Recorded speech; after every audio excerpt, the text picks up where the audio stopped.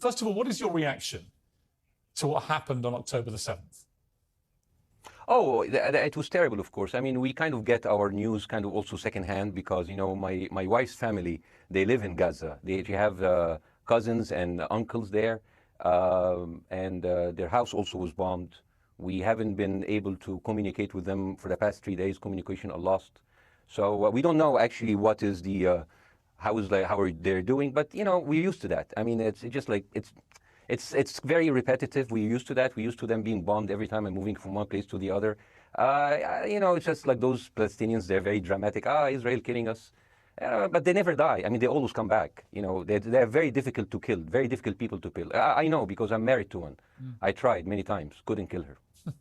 I mean, there's a dark humor there, and I understand why. Because no, it's not dark humor. I try to get to her every time, but she uses our kids as human shields. I can never take her out. Frankly, I don't believe in proportionate response to terrorism. I believe that the way that you stop terrorism is with wildly disproportionate response. That doesn't mean in terms of targeting civilians. It means in terms of killing as many terrorists as humanly possible and allowing them to dictate the terms of engagement by hiding behind civilians in areas that they're supposedly responsible for means that the only option for Israel is to surrender to Hamas's hatred of its own citizens, its willingness to use its own children as human shields. No country worth its salt could ever do that. Now, that is substantively different to what you said he said, right? He's talking there but specifically about Hamas terrorists. I agree with him.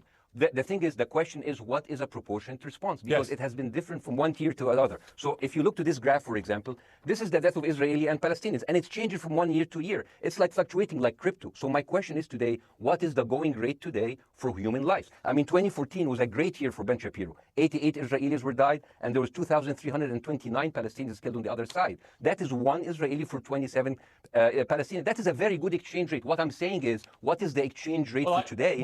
So you guys will be happy. That's my question. Well, it's not me, guys. I'm not on either side. No, not you. Like when I say you guys, I say like the people on the other side of that. Okay, I know that you don't think like that. You're one of the good guys. I heard Ben Shapiro and I heard Ron DeSantis, and they said Israel is the only military force in the world that warns civilians before bombing them. I mean, how fucking cute. That is so nice of them. Because with this logic, if Russian troops started warning Ukrainians before bombing their houses, we're cool with Putin, right? I mean, okay, Habibi, you have warned them, go invade. It's fine. You have done your job. What would you think would be an appropriate response by Israel to what happened? Well, these are years of disproportionate responses of Israel. Right. Did it solve the solution? Did it solve the problem? Did it work before, so it will work? What will be the surprise this time? What will be the twist that will make this work this time? What will be different this time? I am so glad in the introduction that you mentioned the Iraq war. I applaud you, Piers, for saying that, because you were honest about it. You said that spreading lies, like WMDs, make people look at those people as less of humans, and they would accept the death of 1 million Iraqi, whether by sanctions or by invasion, right? You are a good man. This is amazing. And you know what is similar? Is when you spread the lies of 40 decapitated babies, although it was refuted. So what happens when people hear that, you know, killing babies is horrible. But when you say decapitated 40 babies, you are planting a certain image, well, with a certain trigger in people's mind. Who has said that? Who has said? Who has said that? Who has said 40 decapitated? Who has said that? You have repeated? No, I haven't. What? I've never said that. You haven't said on your show 40 decapitated babies?